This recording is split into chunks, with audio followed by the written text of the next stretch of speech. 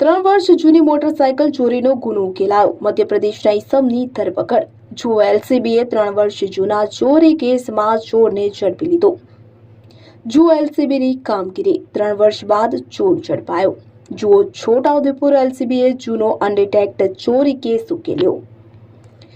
Chhota Udepur local crime branch એલસીબીએ 3 વર્ષ પહેલા બોડેલી પોલીસ સ્ટેશન વિસ્તારમાંથી ચોરી થયેલી મોટરસાયકલ સાથે મધ્યપ્રદેશના એક ઇસમને ઝડપી પાડવામાં સફળતા મેળવી છે.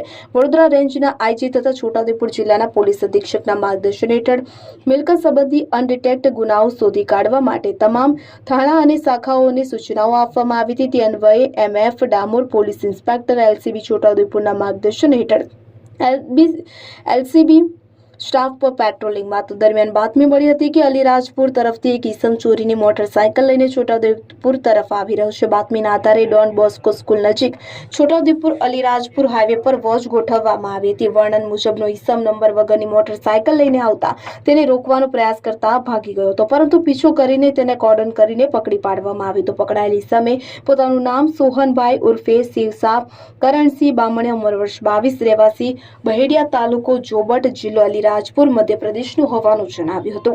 પાસેથી હોન્ડા લીવો મોટરસાયકલ ₹35,000 અને એપો કંપનીનો મોબાઈલ ફોન ₹5,000 મળી કુલ 40,000નો મુદ્દામાલ કબજે લેવાયો છે. તપાસ દરમિયાન બહાર આવ્યું કે આ મોટરસાયકલ બોડેલી પોલીસ સ્ટેશન એ પાર્ટ ગુનો રજિસ્ટર નંબર નીચે મુજબ આઈપીસી કલમ 379/114 મુજબ તારીખ 15/6/2022ના રોજ ચોરી થયેલી હતી. આરોપીઓએ વધુમાં રોયલ એનફિલ્ડ બુલેટ અને સ્પ્લેન્ડર પ્લસ મોટરસાયકલની ચોરી કર્યાની કબૂલાત પણ કરી છે. એલસીબી દ્વારા અન્ય 2 આરોપીઓની શોધખોળ હાથ ધરવામાં આવી છે. આ રીતે છોટાઉદેપુર એલસીબીને 3 વર્ષ જૂનો અનડિટેક્ટ ગુનો શોધી કાઢવામાં સફળતા મળી છે.